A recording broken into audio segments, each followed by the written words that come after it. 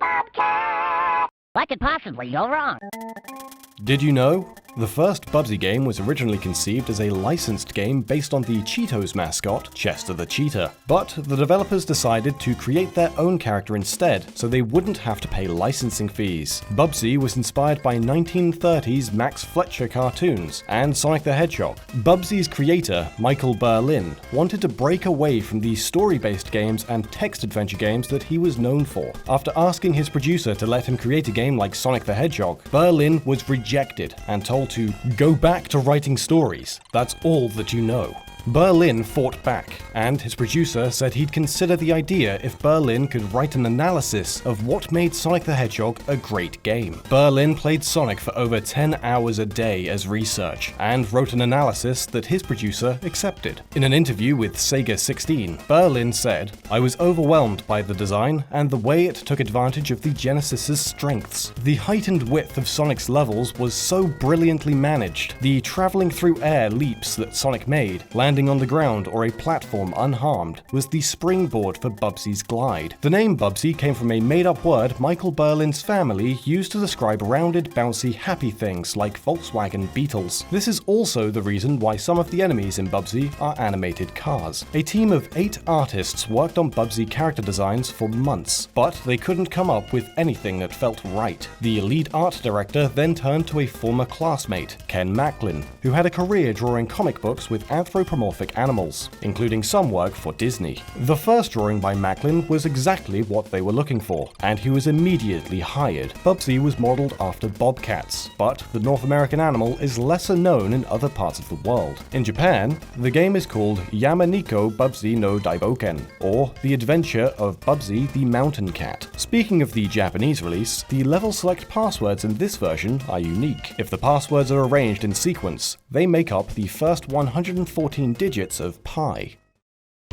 Bubsy was a huge multimedia project for the publisher Accolade. In fact, founder Alan Miller put so much money behind Bubsy that he effectively gambled the entire company on the success of the game. To save money on the production of Genesis cartridges, Accolade reverse-engineered Sega's cartridge copyright protection. Accolade did this to avoid Sega's official licensing channels. If Accolade had licensed with Sega, they'd be charged a $10 fee for each cartridge on top of publishing costs, and their games would have to release exclusively on Sega platforms. This would severely tax and reduce the income potential of the company. Accolade's copyright workaround led to a legal battle against Sega. Accolade were hurt early in the proceedings, as they had used a small amount of Sega's code to get past the copy protection. However, the judge ultimately ruled that Accolade's use of the code fell under fair use, for 2 main reasons. 1, Accolade wrote the majority of their own code, and 2, because Bubsy and Accolade's other Genesis games were multi-platform, meaning Accolade did not depend on Sega's system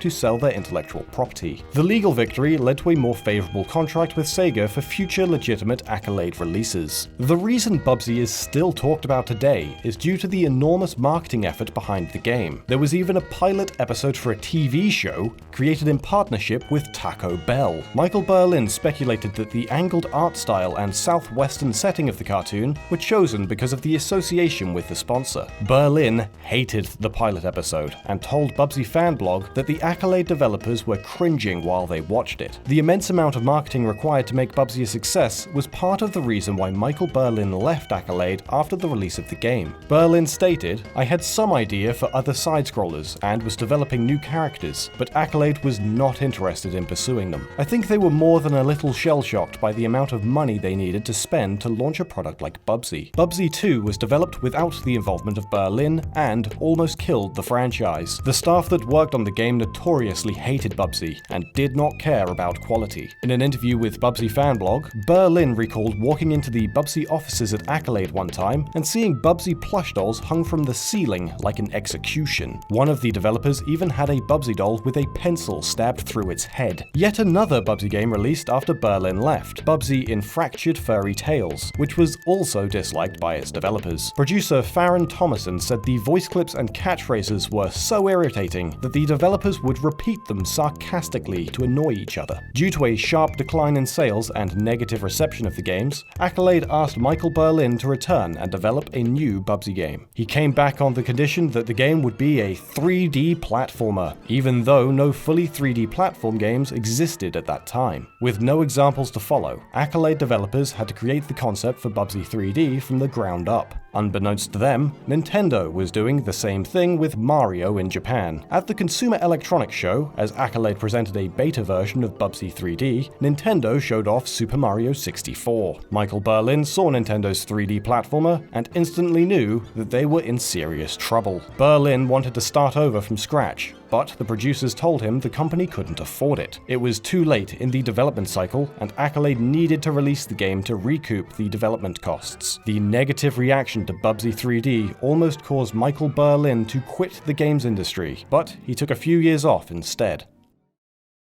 The Bubsy series has a few surprising connections to other video games. Bubsy 3D directly led to the development of the PlayStation shooter Siphon Filter. Creative director John Garvin told IGN, "The reason Sony came to us and gave us that project was because of Bubsy. Sony wanted a game to compete with Nintendo's GoldenEye 007 and asked Berlin's company, SIE Bend Studio, to create the game. This was because not only did the team have experience developing 3D games for the system, but they also had a working engine from Bubsy 3D. Michael Berlin went uncredited for his work on Siphon Filter by request. He felt certain aspects of the game were in poor taste, like the parts where the player shoots nuns and monks. Some of the same developers from Bubsy 3D and Siphon Filter also worked on the Uncharted games for the PlayStation Vita. Long before that, however, Michael Berlin helped Naughty Dog developers create their first game, Keef the Thief. Ironically, that team went on to create Crash Bandicoot, which helped seal Bubsy 3D's fate as a subpar 3D platformer. Bubsy's clothing is the subject of some amusing facts as well. While the character design was still in development, Accolade's marketing department wanted Bubsy to wear pants. But Michael Berlin wanted a classic Donald Duck-style character and was strictly opposed, telling them, "Not on your life." The exclamation mark on Bubsy's shirt was intended to change based on Bubsy's expression, but this idea was dropped because of time restraints and memory limitations. Instead, the color of Bubsy's exclamation mark indicates which controller is being used, red for player 1 and green for player 2.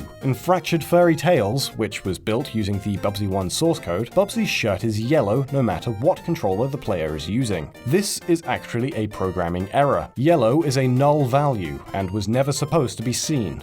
Almost all Bubsy games contain hidden messages the developers left each other in the source code. Bubsy 3D contains the messages attempting load exec, it's failed 5 times so far, CD is hosed, we're dead in the water, and load failed, clean the CD.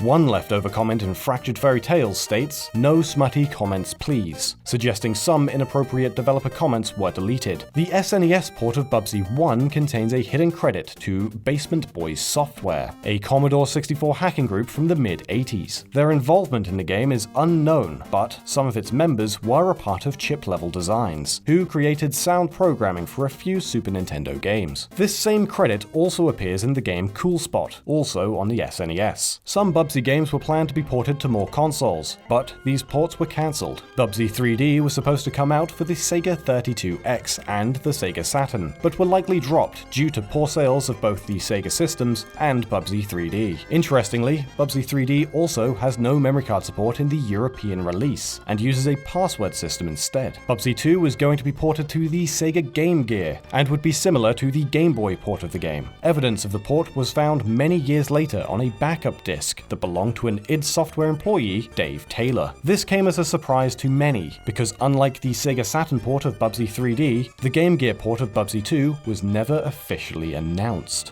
Have you ever wanted to get into the gaming industry but don't know how? You can change that with Full Sail University. Full Sail has degree courses that teach the entire process of creating video games, and can be completed on campus or online. Through their courses, you'll learn industry standards and get to work with professional development software. Their undergraduate game development program offers a comprehensive look at programming, and their undergraduate game art program shows students how to use professional tools. They even have a mobile gaming graduate program for for those interested in iOS and Android development. And Full Sail students will receive a laptop along with game industry software for these courses. Full Sail University is held in high regard, and their graduates have gone on to work on titles such as Destiny, the Call of Duty series, and Far Cry 4. Gaming is a growing multi-billion-dollar industry, and fresh developers are in constant demand. If game development is something you want to pursue, visit fullsail.edu/DYKG to learn more about their range of courses. And if you want more facts and trivia, check out the 2 videos on screen. If you liked this video, give it a like, and consider subscribing to the channel.